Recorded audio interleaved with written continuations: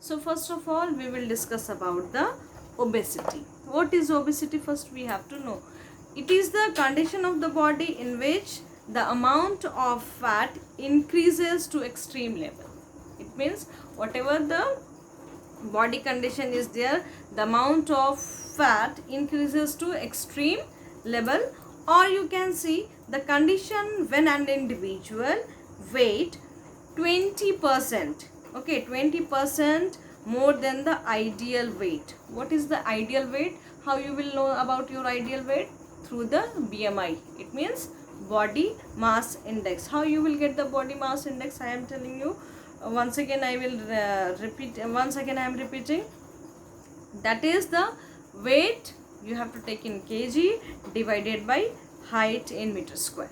Okay, so then you will get the your perfect BMI, body mass index. And there is the different categories of the body mass index, so through you can easily know about your body, your weight, your fat, or your obesity, you are a normal weight, or you are in obesity category 1, 2, 3, like that. Okay, or you are overweight, or you are come under the obesity.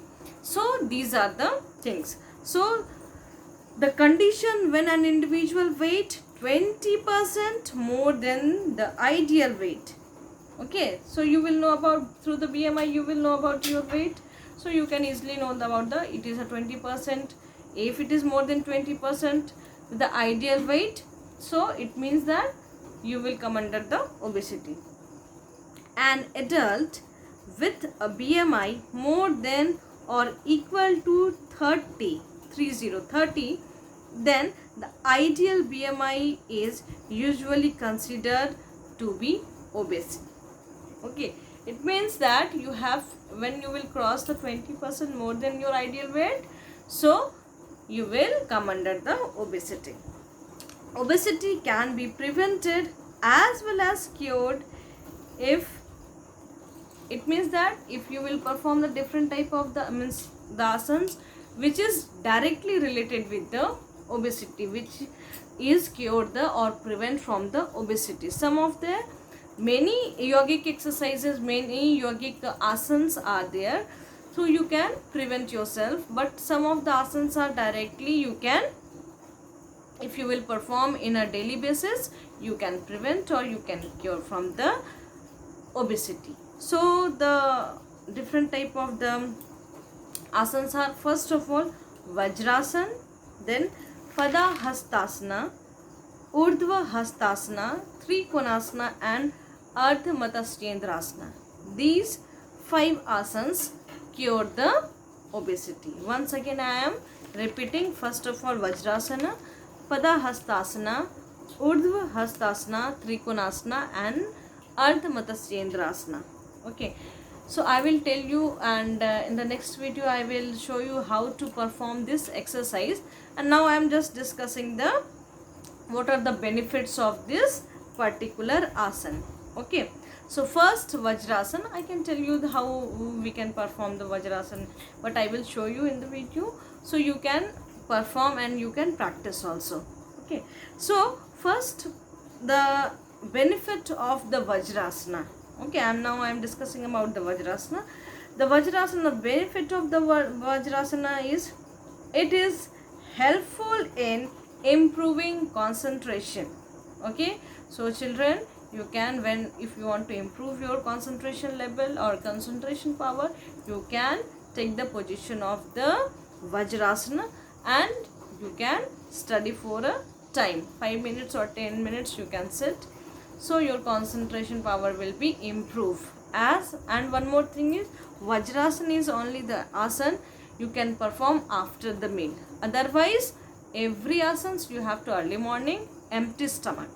Okay, so early morning or in the evening you can perform, but only the Vajrasana is the asana you can perform anytime after the, just after the meal, because it helps in the digestion also. So second, it enhance memory power. It also it helps to enhance the memory power. It cures mental stress. It also cures mental stress. Next, it cures the problem related to menstruation. It helps in reducing hip fat. It also helps to problem related to the menstruation as well as reducing the hip fat. Next, it gives relief from constipation, acidity, and increases the efficiency of the digestive system. Just now I told you, you can perform after the meal also, because it helps to improve the digestion. So that is why it also helpful or relieve the constipation problem as well as the acidity problem. Okay, next, it removes postural defects. Some of the defects, postural deformities are there, like kyphosis, lordosis, scoliosis. These are the different bow leg, then knock knee. These are the flat foot. These are the postural deformities are there, but you can perform these Vajrasan. It will help in whatever the back related problem, you can easily cure. It helps. Next, it prevents hernia and give relief from piles. It is also give the relief from the hernia as well as the piles. Okay, so these are the benefits of the Vajrasan. Now the contraindication, it means in which condition you should not perform, or you have to be careful about while performing this asana. So first one is a person suffering from joint pain should not perform Vajrasana. It means that those who are having the joint pain, it means, it doesn't mean shoulder joint or the elbow joint. It means that if suppose you are having the knee problem, knee joint problem, or ankle joint problem, any type of the operation, any type of the injuries are there, so you should not perform the Vajrasan. Second, the individuals who have any spinal column problem should not perform Vajrasan. If anybody having the spinal, if the back spinal problem is there, you should not perform the Vajrasan, because it gives the pressure on your back. Okay, it gives the pressure on your spinal, because when you will sit, you will fold your legs and you will sit, the whole pressure will come on your hip.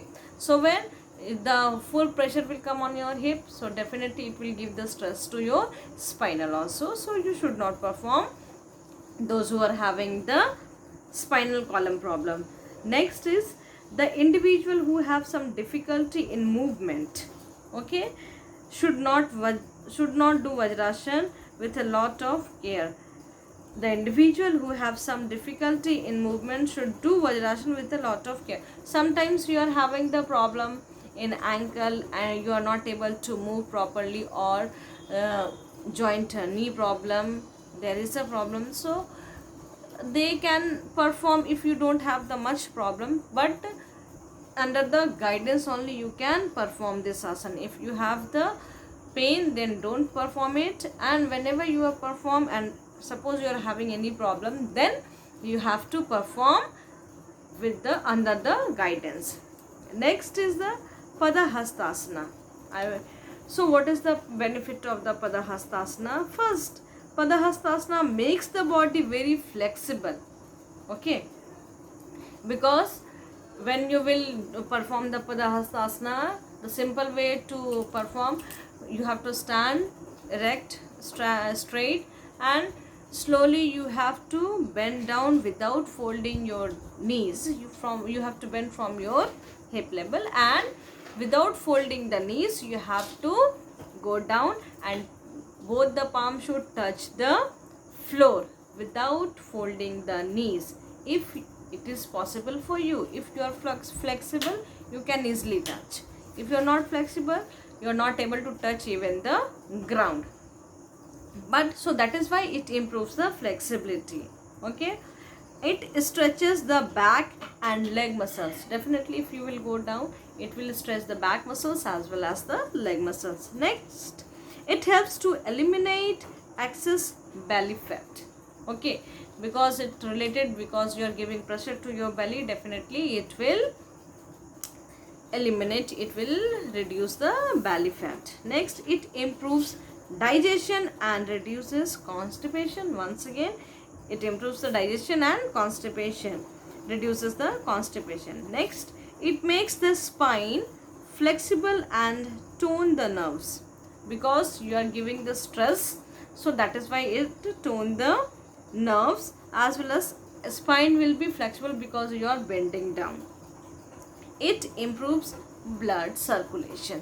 Okay, so these are the benefits of the Padahastasana. And now the contraindication of the Padahastasana. The individual who have back pain should avoid this asana. Those who are having suffering from the back pain, they should not perform this exercise, or this asana. Okay, at least they should not bend forward fully. If suppose if anybody is trying to do and they want to do, so they should not fully bend forward. Okay, slowly half they have to bend, but they should not give any jerk to your back, and you should not fully forward. It means you should not try to touch the ground. Okay, they cannot bend themselves only as far as comfortable. It means you have to bend yourself as per your comfortable level. Okay, that's it. So this is the contraindication of the Padahastasana. Next is the Urdhva Hastasana. Urdhva Hastasana. Now, the benefit of the Urdhva Hastasana. It gives the belly a good stretch. Okay, this is the asana. It gives the belly a good stretch. Next is it improves digestion. It improves digestion.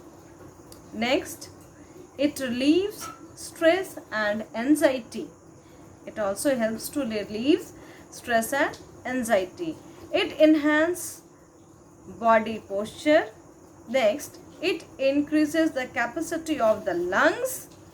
Next, it improves blood circulation in the body. Next, it helps in tighten the abdomen. Once again I am repeating.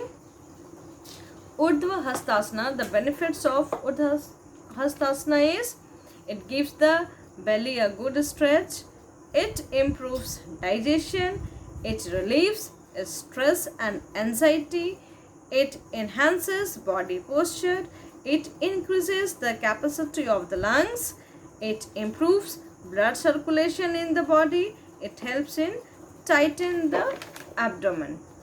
The contraindication of this Urdhva Hastasana is in case of shoulder or neck injury. In case of shoulder and neck injuries, or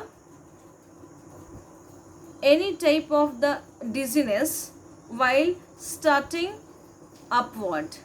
Okay, while experiencing dizziness while starting upward, this asana should be avoided. It means that those who are having the shoulder or neck injury or any neck problem is, or those who are having the problem of the those who are looking upward or starting to look upward and feeling the dizziness, so they should avoid this asana. Next one is the Trikona asana. Trikona, that is the triangle. Okay, you have to make the triangle. So now the benefit of the Trikona asana, it strengthens the legs, knees, arms and chest. It helps in improving digestion and stimulates all the abdominal organs. Next, it helps in reducing the excess body weight. It helps in reducing the excess body weight. Next, it enhances blood circulation. Next, it is also helpful in reducing excess fat around the waistline. Next, it reduces stress, anxiety, back pain and sciatica. Okay, sciatica, it is a type of the problem of the vein problem in which you are having the pain in leg from the hip to lower part of your leg, hip to feet. Okay, it is a nerve problem, the sciatica. Okay, so these are the benefit of the Trikonasana. Now you have to know about the contraindication of the Trikonasana. If you are suffering from diarrhea, low or high blood pressure, back injury or migraine, avoid doing Trikonasana. Once again, suffering from diarrhea, blood pressure, either it is high or low, back injury, migraine or back injury or migraine, they can avoid this. They should not perform the Trikonasana or try to avoid. Okay, next is the individual having cervical spondylosis should not perform this asana. Those who are having the cervical spondylosis, they should not perform this asana. Next is the Ardha Matsyendrasana asana. Ardha Matsyendrasana, the benefit of the Ardha Matsyendrasana, it keeps gallbladder and the prostate gland healthy. Okay, it keeps the gallbladder and prostate gland healthy. Next, it enhances the stretchability of back muscles. It elevates digestive system or alignments. Next, it is helpful in diabetes. Next, it is also helpful in treating bronchitis, constipation, menstruation disorders, urinary tract disorders and cervical spondylitis. Okay, so these are the benefits of the Ardha Matsyendrasana. Next is the contraindication of the Ardha Matsyendrasana. First, the women who are 2 to 3 months pregnant should avoid this asana. It means it is for the pregnant, those who are the pregnant lady, they should not perform this asana. Next, the individual who are suffering from peptic ulcer, hernia, should not perform this asana only under the expert guidance. If suppose you are regular with the asanas or the yogic kriyas, if you want to do, you have to do under the guidance. Okay, under the guidance of the experts. Next is the individuals who have the problem of sciatica or the slip disc may benefit from this asana, but they need to take great care while doing the asana. Okay, this asana is good for the sciatica and slip disc, those who are having the slip disc problem, but only the things, whenever they are performing, they need the special care, otherwise there is the side effect of this particular asana. So these 5 asanas only to cure the obesity, okay, or the prevent from the obesity. These are the many more asanas is also there, but these are the main asanas. Okay,